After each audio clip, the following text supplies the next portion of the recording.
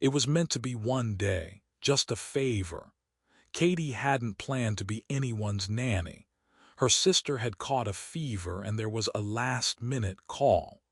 A wealthy client, a little girl, one afternoon of babysitting. Nothing more. She didn't even change out of her college sweatshirt. But the moment she stepped into the house, something shifted, not in the air, not in the light, but in her chest. The foyer smelled faintly of old paper and lavender.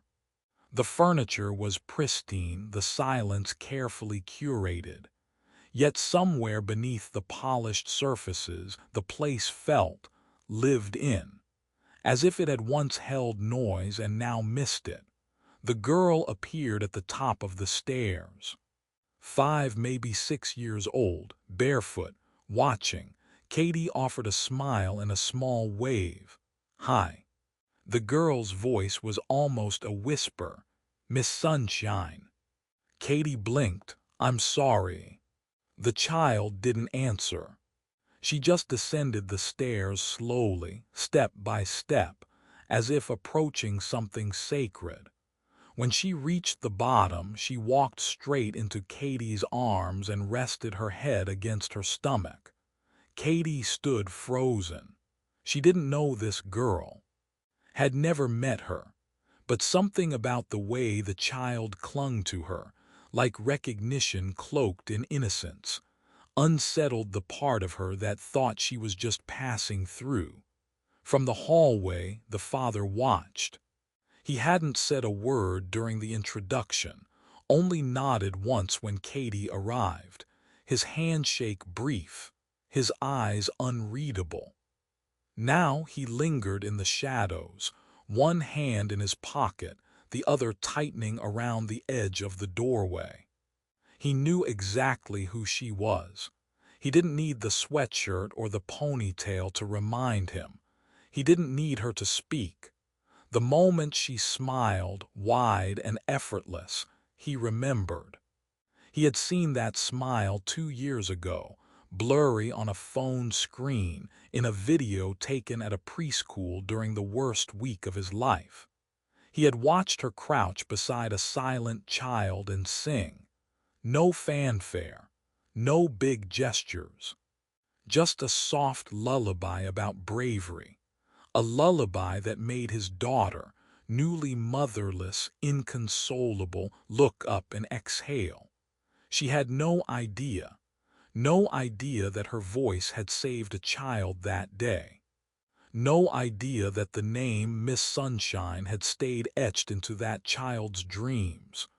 No idea that her presence had become part of a family's quiet healing. And now she was here again, by accident or something more. Katie walked further into the house, the little girl still holding onto her like a secret finally remembered. The father said nothing, only watched with the quiet awe of someone witnessing a miracle. He didn't recognize her voice until she laughed. It wasn't loud. It wasn't trying to be heard. It simply floated from the living room, a sound soft enough to be mistaken for wind. But something in it pierced through the stillness he had wrapped himself in for years. Alex Carter froze in the hallway, the coffee in his hand cooling as time seemed to hesitate with him. That laugh. It was memory and music stitched together, and in an instant everything unraveled. Upstairs in the drawer by his bed lay a folded piece of paper with sun doodles in the corners. Childlike, unremarkable, except to him, except for what it carried. It was signed in crayon, Miss Sunshine.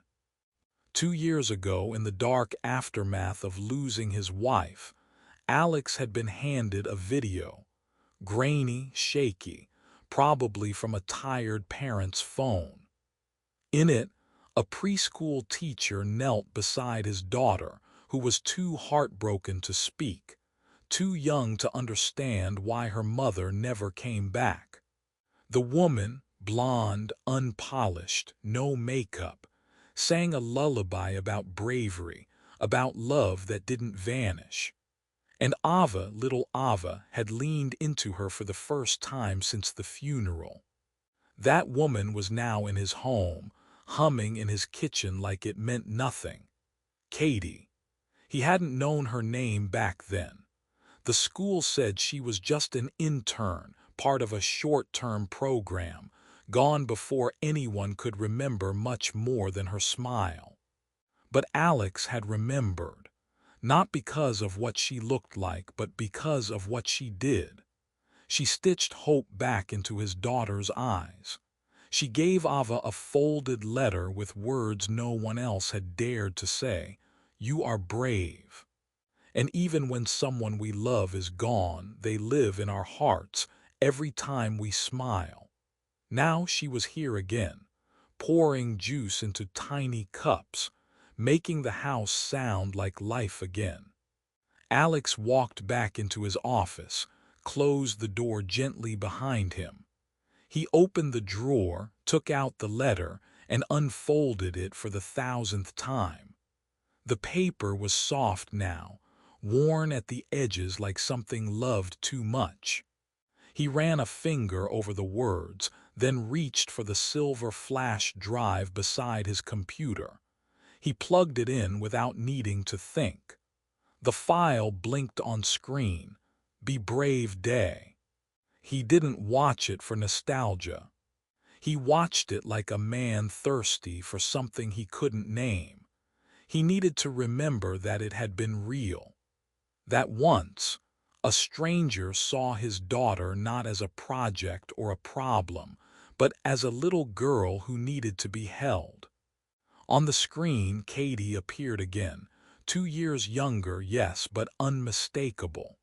She knelt beside Ava, whispered something inaudible, then sang with a voice that trembled but didn't break. A lullaby without music, just breath and care. Even through the poor quality, her eyes shone the same way they did now in his kitchen. Unaware, unarmored, unforgettable, and she still didn't know. She didn't know he had watched that video more times than he could count. She didn't know the letter she'd written without a second thought had never been thrown away. She didn't know Ava called her Miss Sunshine, not because it was cute. The playroom was quiet when Katie stepped in. Not silent, just quiet in the way rooms are when they've forgotten how to echo. The air hung still, as if even sound hesitated to speak too loud. Ava sat cross-legged on a rug shaped like a cloud, her stuffed bunny clutched to her chest like armor.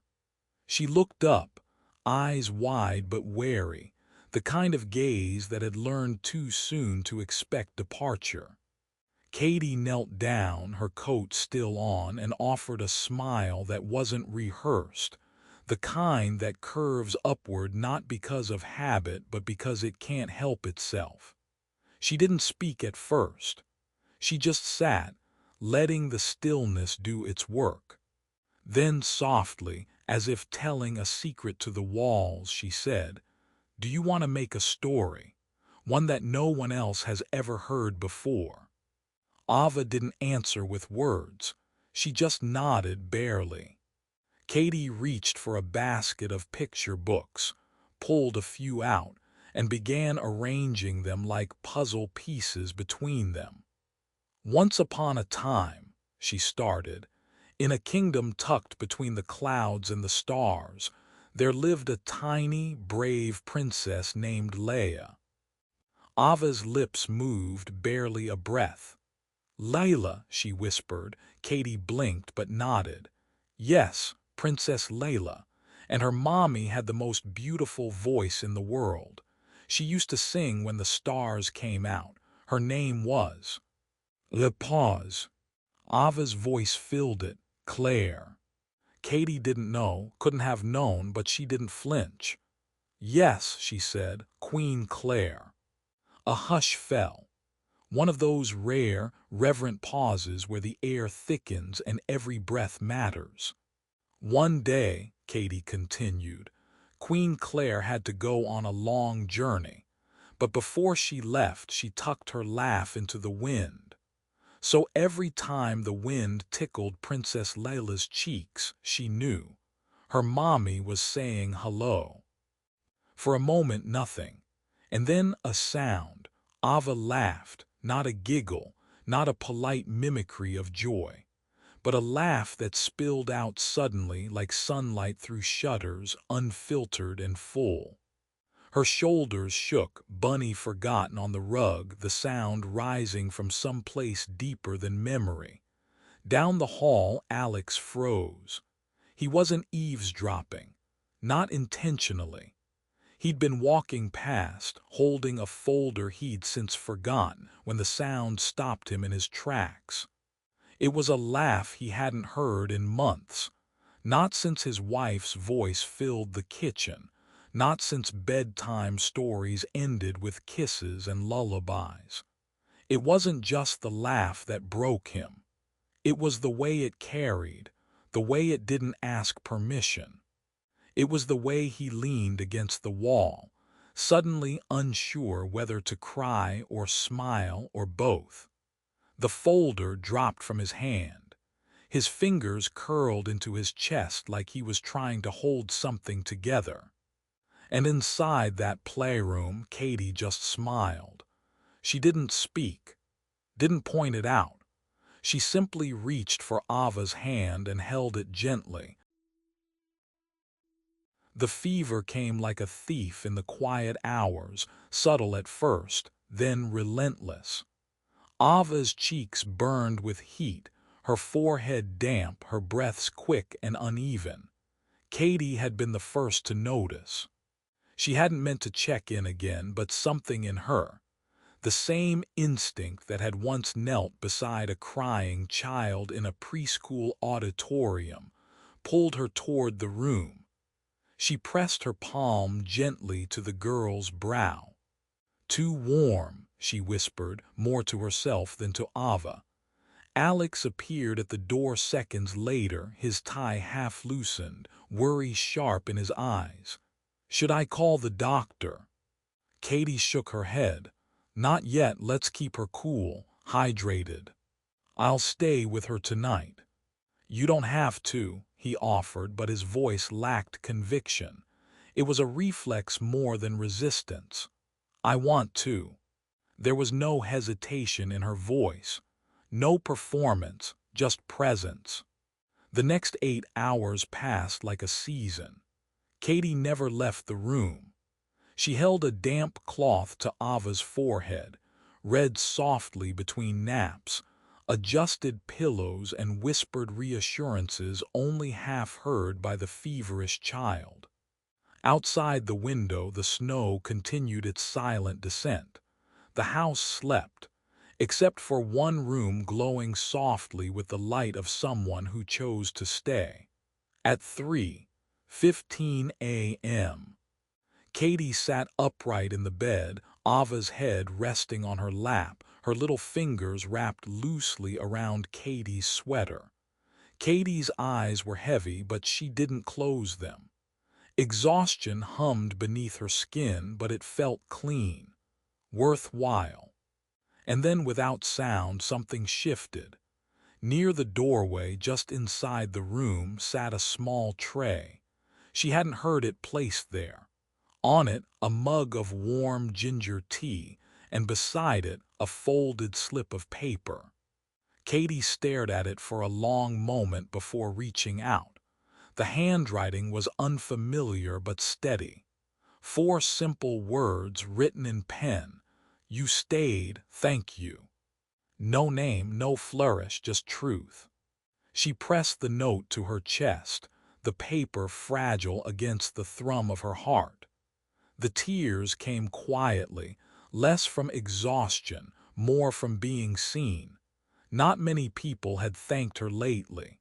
Not for the way she lingered when others left. Not for the way she listened even when no one was speaking. Not for being the one who stayed, even when staying came with no promise. It wasn't the note itself that undid her. It was what it meant. That someone had noticed. That her presence wasn't invisible. That in this silent house she was no longer just filling space. Later that morning, the fever broke. Ava's voice returned, hoarse but steady, and she reached for Katie's hand like it was the only anchor she knew. They sat together on the edge of the bed, light spilling in through the window. Snow still fell, but it no longer felt cold. Katie poured the tea, now lukewarm, and held it between her hands, still clutching the note tucked in her sleeve like a secret only her heart could fully understand. Across the hall, Alex watched from the shadows, his own coffee untouched. Something had changed in the night, not just in Ava's health, but in the shape of the silence between them. And it had begun with 4 unspectacular words that held everything unsaid.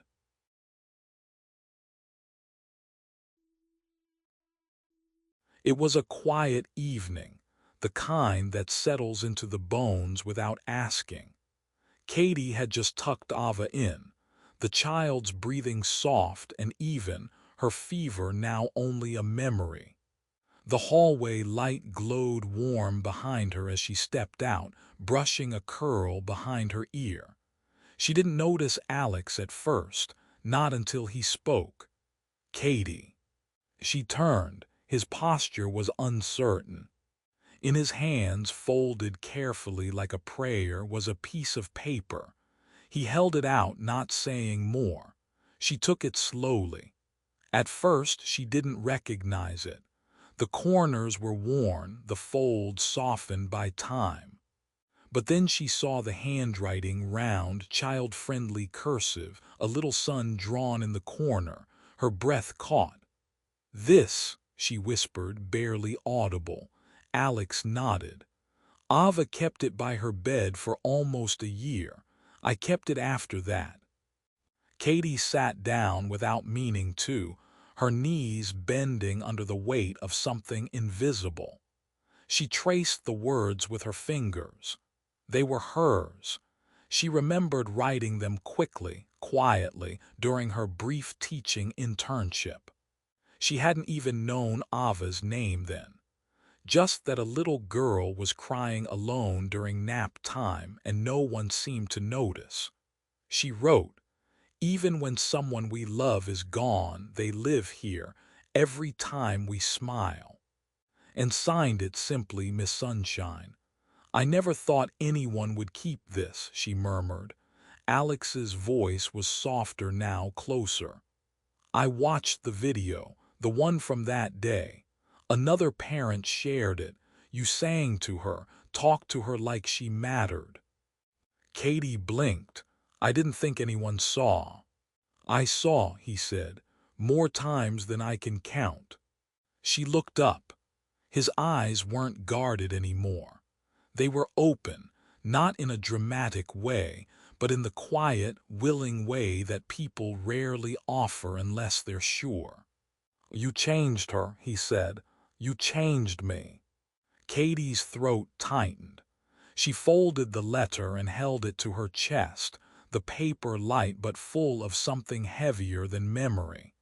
It was just a note. He shook his head.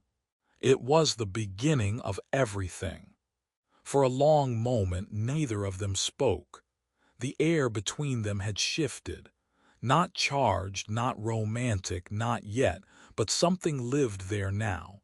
Recognition, respect, acknowledgement of the unspoken ways two people can start to matter to one another.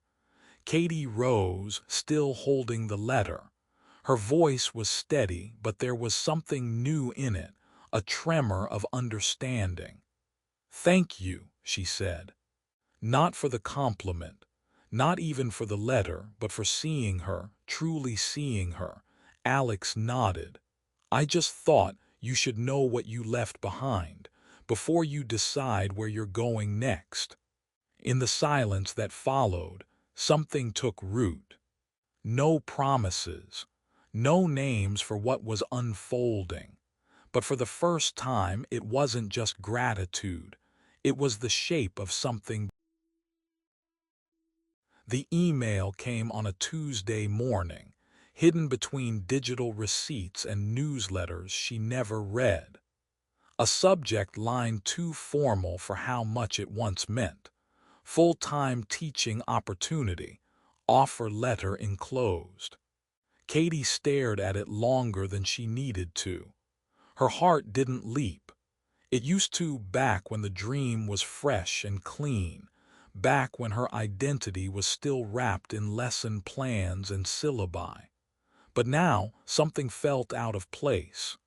She accepted, of course, because people say yes to things they used to want even when their wants have changed. Alex didn't try to stop her. There was no dramatic farewell, no declarations in doorways. Just a quiet dinner the night before, Ava sitting between them, humming through bites of pasta. When Ava fell asleep that night, Katie kissed her forehead and whispered, "You're so brave." She said nothing to Alex as she walked out. She didn't need to. Silence had become their native language, but leaving wasn't closure. It was dislocation. Her new apartment was clean, spacious, a place designed for routines and early mornings.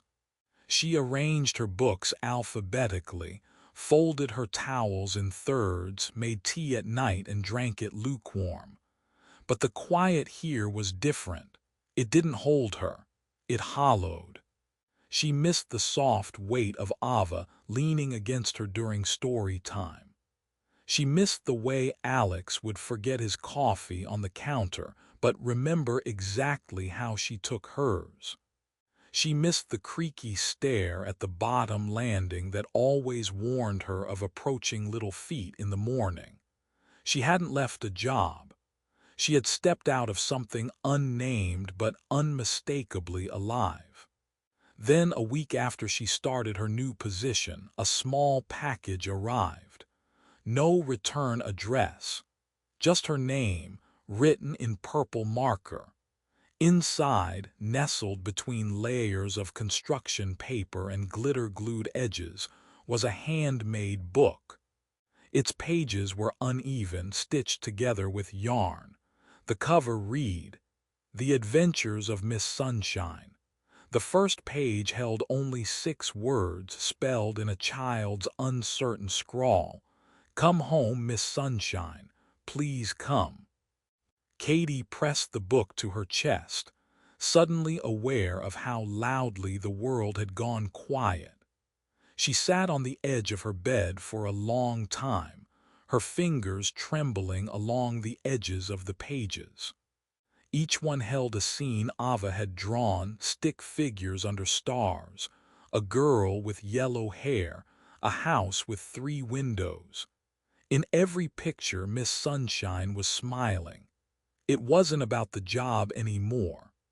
It wasn't about ambition or salary or the prestige of being chosen. It was about belonging, and she hadn't just left them.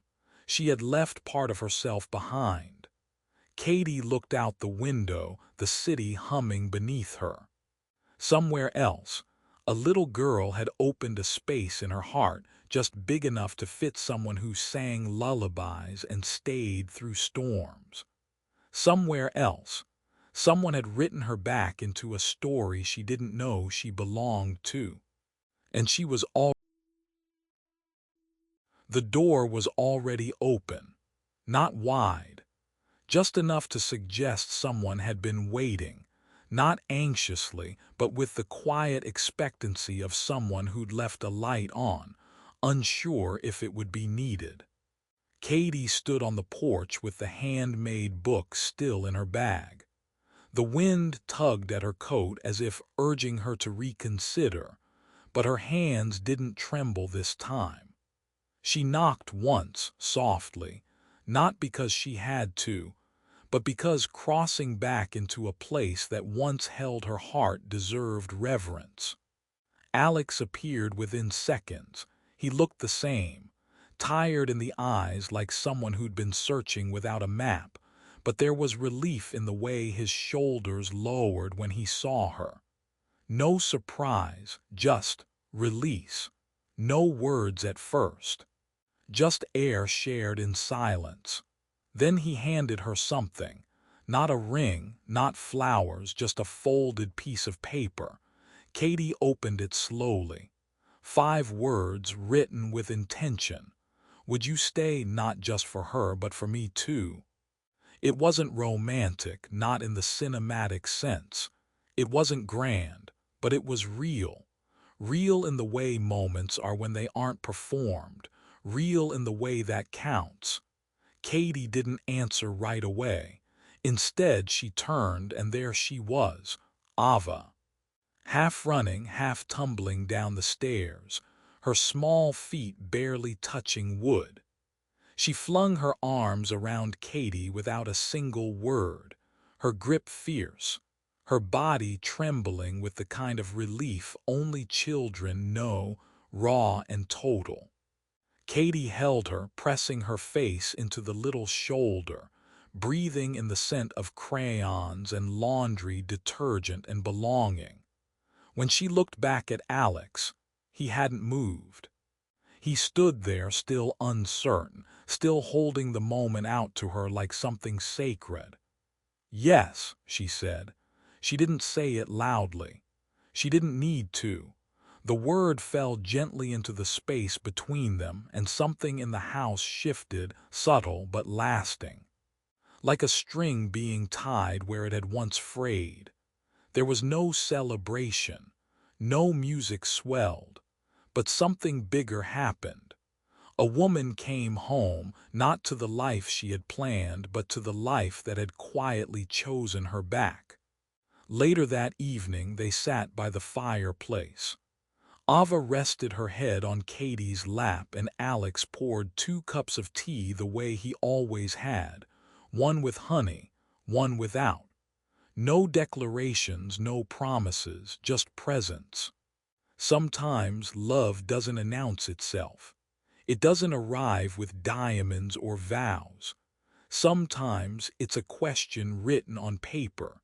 Sometimes it's a child's arms that don't let go. And sometimes